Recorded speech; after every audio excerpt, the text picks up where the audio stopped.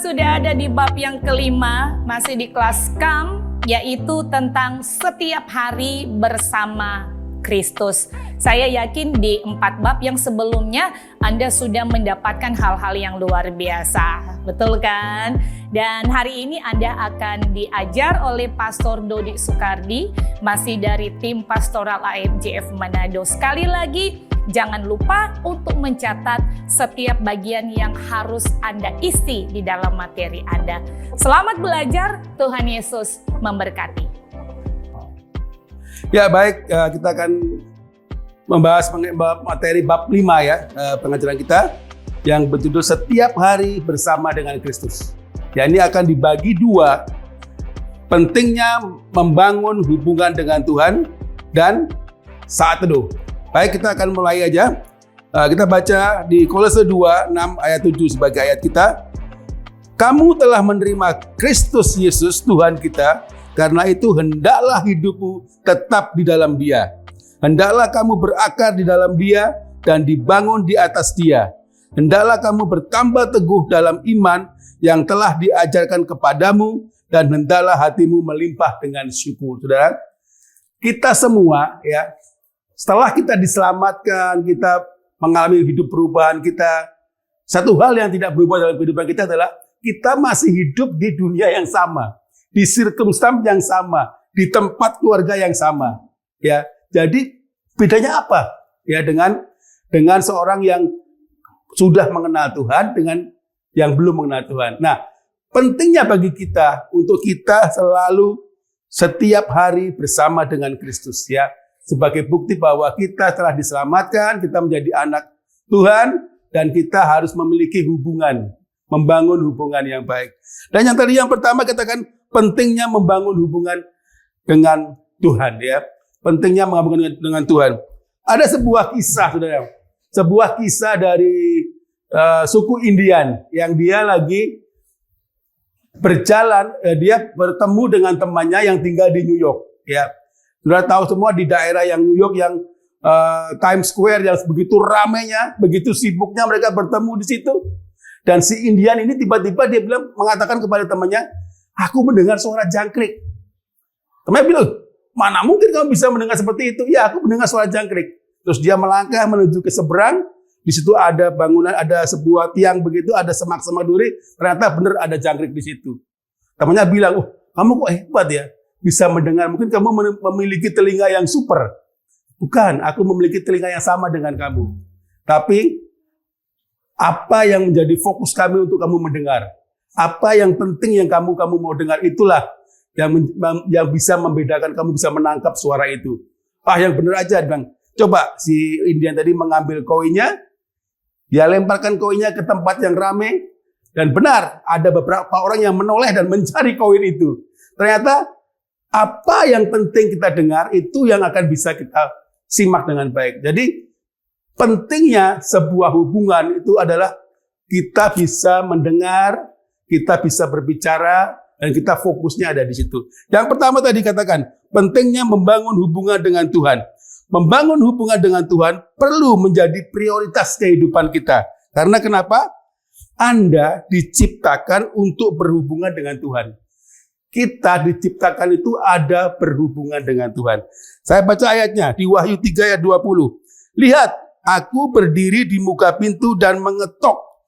Jikalau ada orang yang mendengar suaraku dan membukakan pintu, aku akan masuk mendapatkannya dan aku makan bersama-sama dengan dia, dan ia bersama-sama dengan aku. Ya, itulah Allah adalah kasih. Dia menciptakan kita untuk kita senantiasa berhubungan. Kita memiliki connect dengan Tuhan. Ya, itu adalah sebuah ekspresi. Ya, hubungan dengan Tuhan merupakan ekspresi kasih dan komitmen kita, ya, Anda dan saya kepadanya. Itu adalah sebuah ekspresi, saudara. Dan Tuhan Allah sendiri mengaruniakan Yesus itu untuk mendatangi kita karena apa? Karena akan membangun hubungan itu. Hubungan yang tidak bisa karena dosa manusia, dia tidak bisa berhubungan dengan Tuhannya, maka Yesuslah yang mendekati kita, ya, yang datang kepada kita untuk memperbaiki hubungan itu. Jadi hubungan itu adalah Anda diciptakan, saya dan saudara diciptakan untuk berhubungan dengan Tuhan. Itu yang poin pertamanya. Oke, jadi yang kedua, yang pertama tadi pentingnya membangun hubungan dengan Tuhan. Yang kedua adalah hubungan dengan Tuhan merupakan sumber kekuatan dan hikmat, saudara. Jadi membangun hubungan dengan Tuhan membuat hidup kita lebih produktif, ya.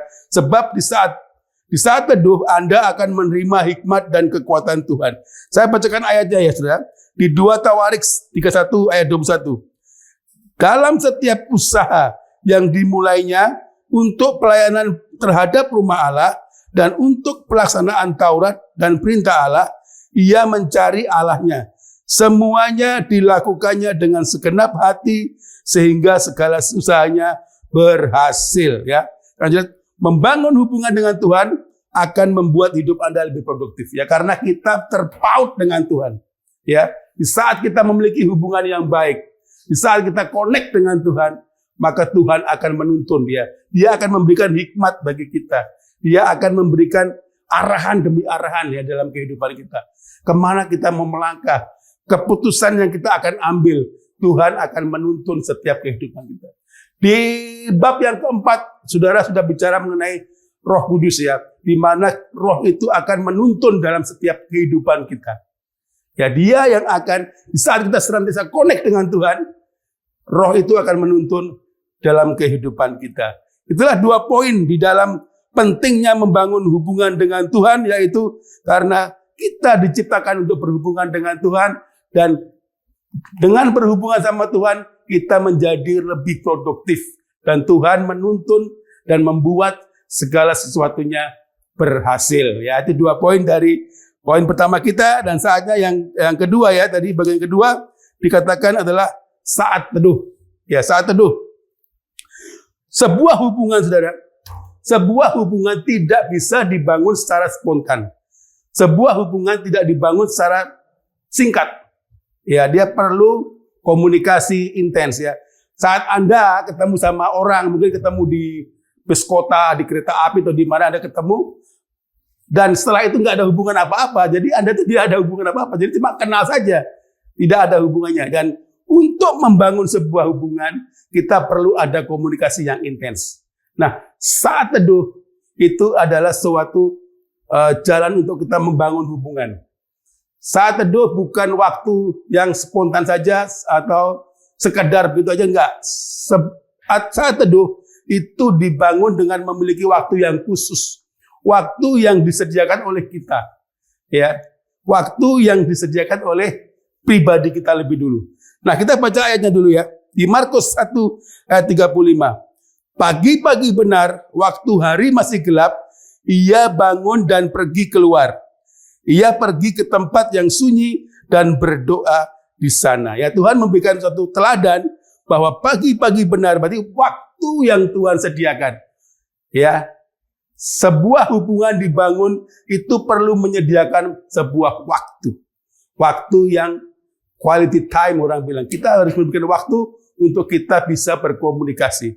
Ya, di dalam saat teduh, ya, itu memiliki 3 dasar, yaitu mengucap syukur, memuji dan menyembah Tuhan. Yang kedua, berdoa. Dan yang ketiga, membaca firman. Jadi saat teduh yang Anda akan buat, ya, saat teduh yang kita miliki adalah mengenai kita bagaimana mengucap syukur, bagaimana menyembah, bagaimana mengagungkan Tuhan. Dan yang kedua, bagaimana kita berdoa kepada Tuhan. Dan yang ketiga, bagaimana kita membaca firman. Yang pertama, ya, mengucap syukur, memuji dan menyembah. Saya bacakan ayatnya, Mazmur 100 ayat 4 dan 5. Masuklah melalui sepintu gerbangnya dan nyanyian syukur ke dalam pelatarannya. Dengan puji-pujian, bersyukurlah kepadanya dan pujilah namanya, sebab Tuhan itu baik, kasih setianya untuk selama-lamanya, dan kesetiaannya untuk turun-temurun. Saudara, di dalam saat teduh kita perlu membangun sebuah pengagungan, ya, membangun sebuah ucapan syukur. Ucapan syukur lahir dari hati yang berterima kasih, ya, atas apa yang Tuhan beri bagi kehidupan kita. Mengucap syukurlah dalam segala hal, Sebab itulah yang dikehendaki Allah di dalam Kristus Yesus bagi kita. Tuhan, kita mau di dalam saat teduh kita bersama dengan Tuhan ada ucapan syukur. Ya, ucapan syukur bicara mengenai sebuah pernyataan gembira, ya, sukacita yang keluar dari rasa terima kasih kepada Tuhan. Ya, mungkin Anda mengalami hari-hari yang sulit, hari-hari yang mungkin tidak baik dan Anda bisa melewatinya. Itu sebuah ucapan syukur akan keluar dari pribadi Anda. Ya, Tuhan telah mengaruniakan anaknya yang tunggal sehingga kita yang harusnya menuju kepada kebinasaan diselamatkan. Kita patut mengucap syukur. Di dalam saat teduh kita, ucapan syukur itu akan dinaikkan. Memberikan waktu kita untuk mengagungkan kepada Tuhan. Ya, di dalam saat teduh kita juga ada sebuah puji-pujian, ya, sebuah pujian. Definisi pujian kalau menurut kamus, ya, itu adalah membanggakan, memberi tepuk tangan, menunjukkan rasa kagum dan senang terhadap seseorang, mengeluh-elukan dengan kata-kata atau nyanyian, membesarkan, memuliakan. Itu adalah definisi daripada pujian. Sebuah puji-pujian bagi kita, pujian itu memfokuskan pada karakter Allah itu sendiri. Karakter Allah yang tidak ada bandingnya dibandingkan sesuatu. Jadi kita membandingkan karakter, ya, fokus pujian kita membandingkan karakter Allah itu sendiri dengan sesuatu yang tidak bisa, tidak ada bandingnya.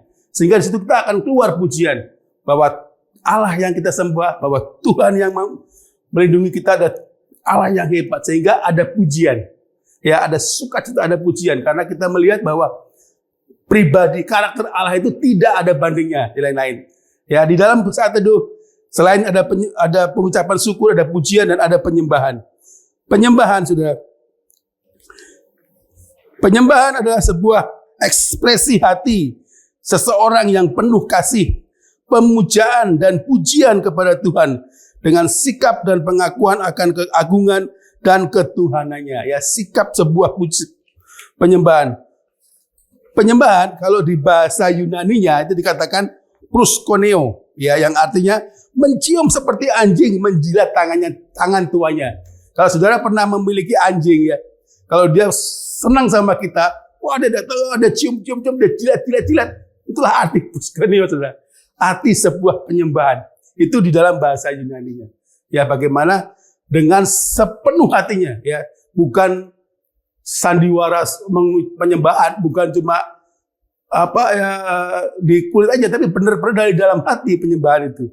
Ya, dikatakan istilah bahasa Yunani adalah proskuneo tadi, atau di bahasa Yunani juga dikatakan sebomai, yang artinya tunduk sampai ke tanah, meniarap diri, ya, sebagai penghormatan kepada Allah. Luar biasa kan? Tunduk. Itulah sebuah arti penyembahan itu.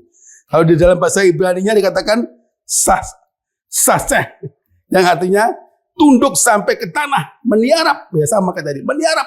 Itulah sebuah penyembahan itu sendiri, ya, penyembahan. Nah, baik, yang kedua dari saat teduh, yang tadi saat teduh mengatakan di dalam saat teduh ada pengucapan syukur, ada pujian, ada penyembahan, dan di saat teduh juga kita melakukan doa, ya, kita berdoa. Berdoa di sini adalah sebuah komunikasi dua arah. Berdoa bukan cuma menyampaikan daftar permintaan yang panjang, mau ini, mau itu, mau ini, mau itu.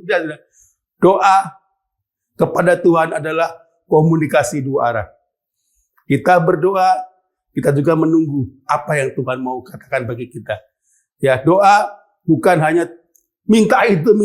Tadi saya katakan, bukan cuma daftar, bukan cuma mau makan, bukan cuma doa, sebuah komunikasi tadi. Dua arah. Nah, di situ katakan doa adalah komunikasi dua arah. Nah, kita bisa belajar dari doa Bapa kami, ya. Ada 5 hal pokok di dalam doa Bapa kami yang kita bisa pelajari bersama. Di dalam Matius 6 ayat 9 sampai 13. Saudara bisa baca di Alkitab di doa Bapa kami, dan kita akan breakdown itu.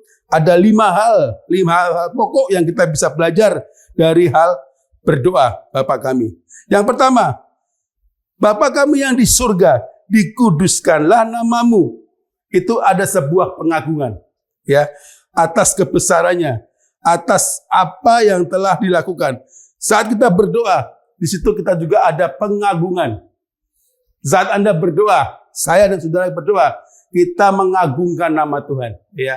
Di saat kita berdoa, ada nilai pengagungan bagi Tuhan. Itu yang pertama. Dan yang kedua, datanglah kerajaanmu, jadilah kehendakmu di bumi seperti di surga. Di situ berbicara mengenai berserah penuh. Agar kehendaknya yang terjadi dalam keluarga kita, pekerjaan, masa depan, seluruh hidup Anda dan saya, dan bahkan bagi bangsa dan seluruh dunia. Katakan, datanglah kerajaanmu, jadilah kehendakmu di bumi seperti di surga. Itu berserah penuh, saudara.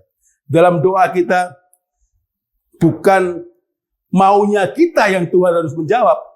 Ya, waktu kita berdoa, kita menyampaikan daftar permintaan kita, dan kita tanda kutip seolah-olah memaksa Tuhan untuk memberkatinya. Bukan, jadilah kehendakmu. Kita berserah. Ya, apa yang kita kehendaki itu belum tentu yang Tuhan izinkan itu kita terima. Jadi waktu kita berdoa, kita benar-benar betul-betul berserah kepada Tuhan. Apa yang terbaik Tuhan tahu bagi kehidupan kita. Ya, bukan apa yang kita mau. Apa yang Tuhan mau. Di dalam doa kita hanya bisa berserah kepada Tuhan. Karena kuncinya ada di situ. Yang ketiga, dikatakan, berikanlah kami pada hari ini makanan kami yang secukupnya.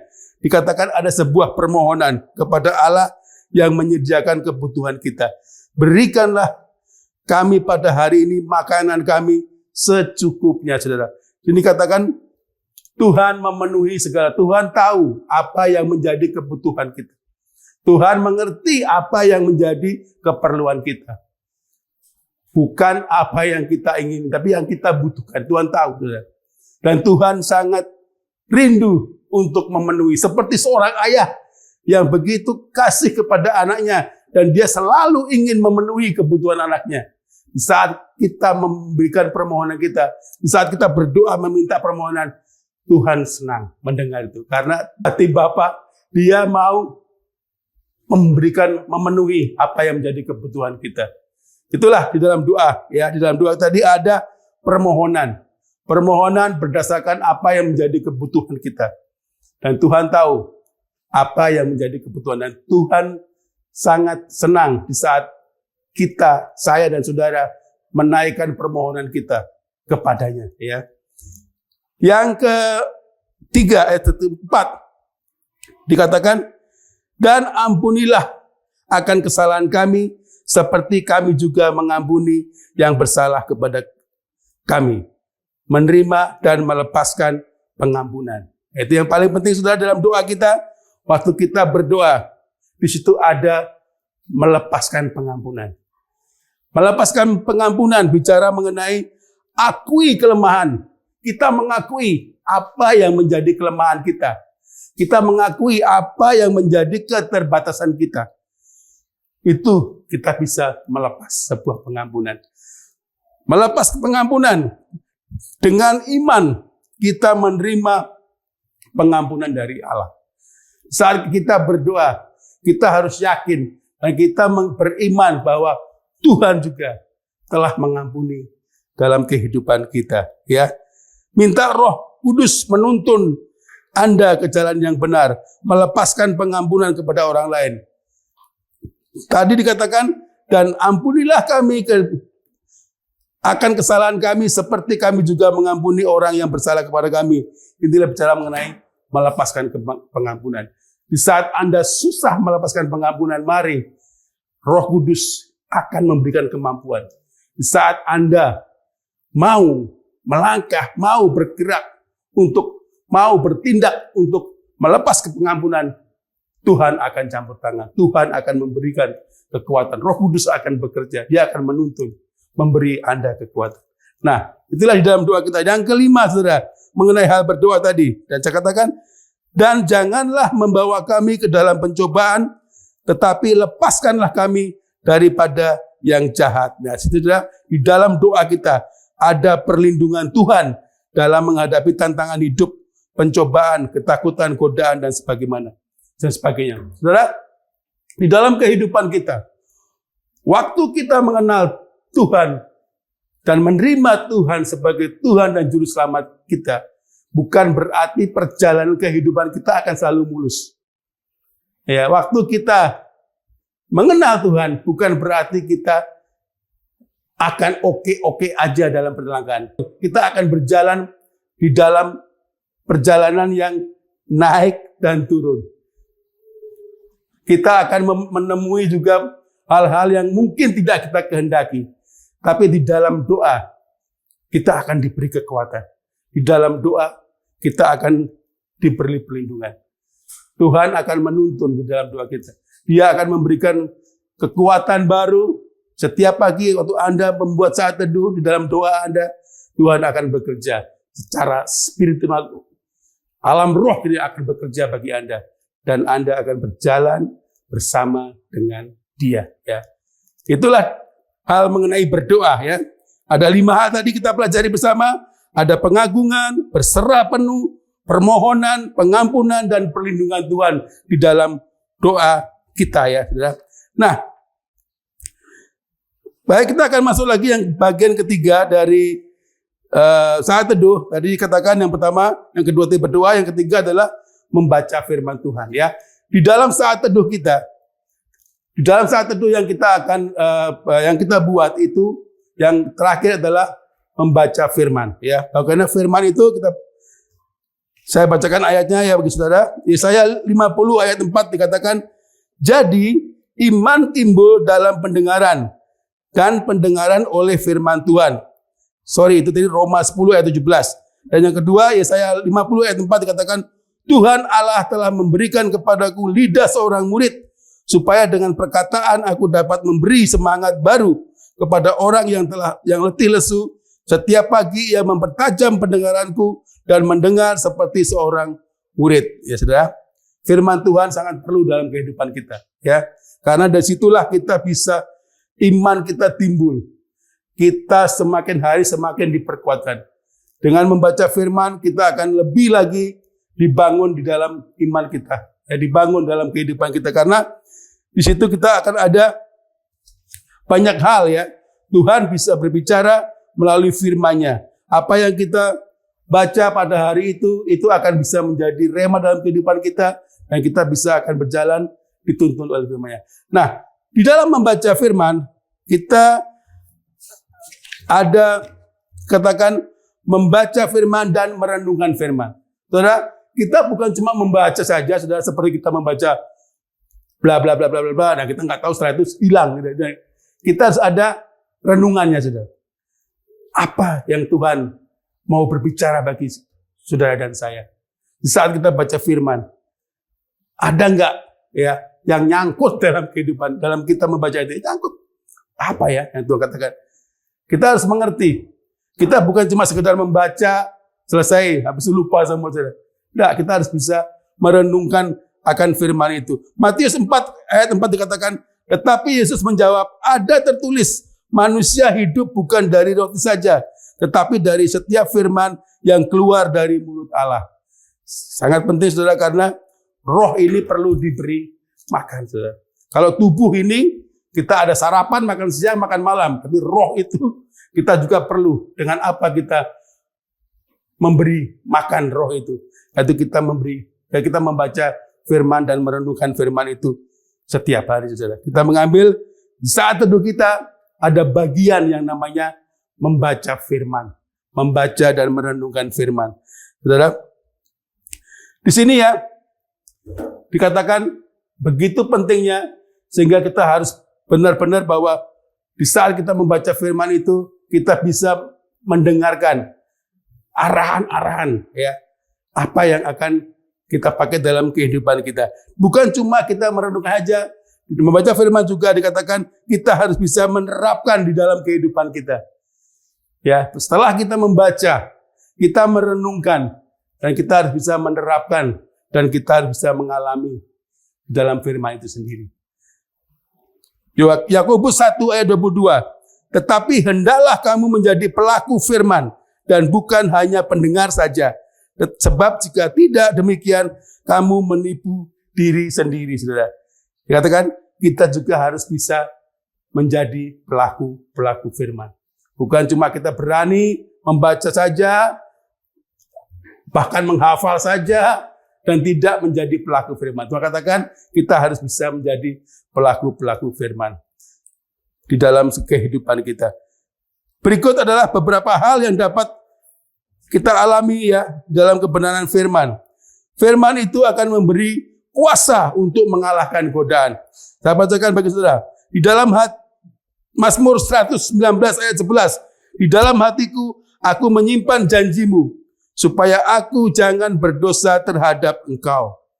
Ya, di dalam sebuah membaca firman ada kuasa yang bekerja di dalam firman itu.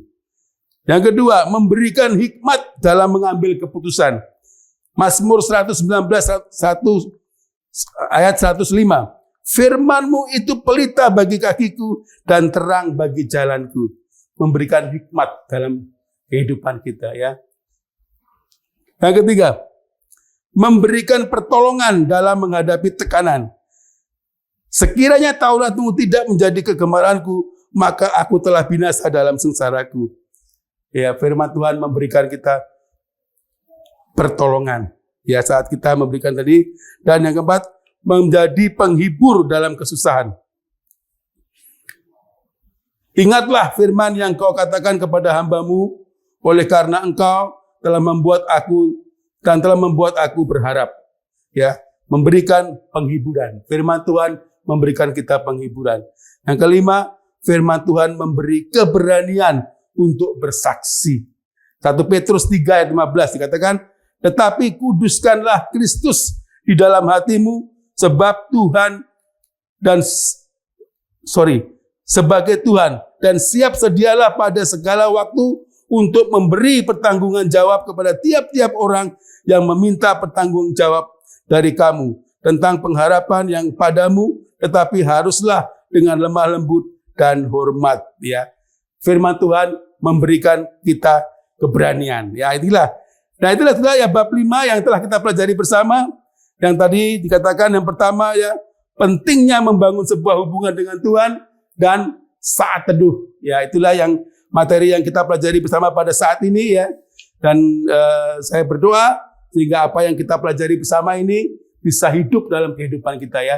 Dan saya berdoa Roh Kudus untuk senantiasa bisa menerjemahkan bagi saudara dan saya, terus firman ini bisa hidup dalam kehidupan kita dan menjadi berkat dalam kehidupan kita. Amin. Tuhan Yesus memberkati. Shalom.